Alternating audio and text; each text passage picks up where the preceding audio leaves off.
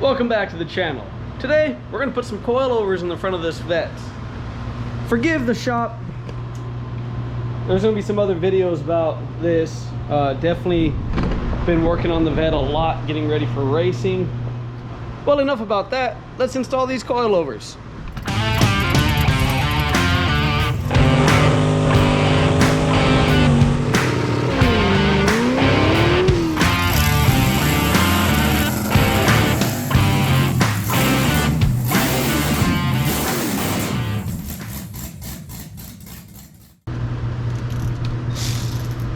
Let's disconnect this little sway bar.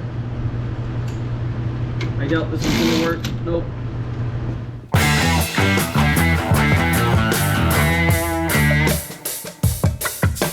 This shouldn't be too hard. I was just in here only a year ago.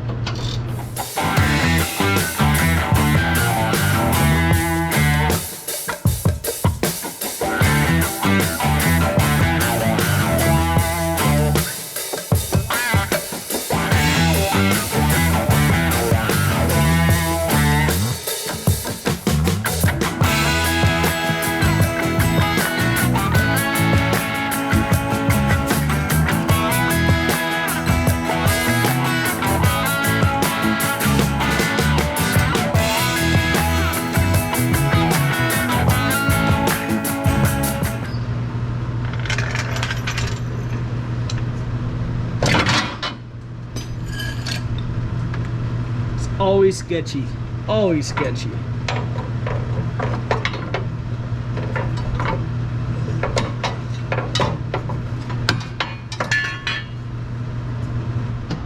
As you can see, we got both scales dead on zero.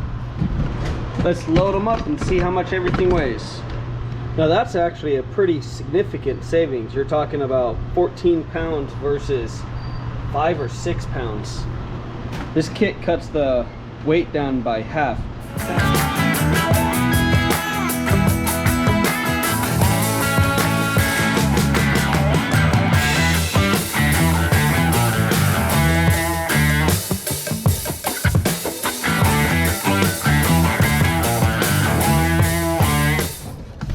So I'm gonna try to show this real quick.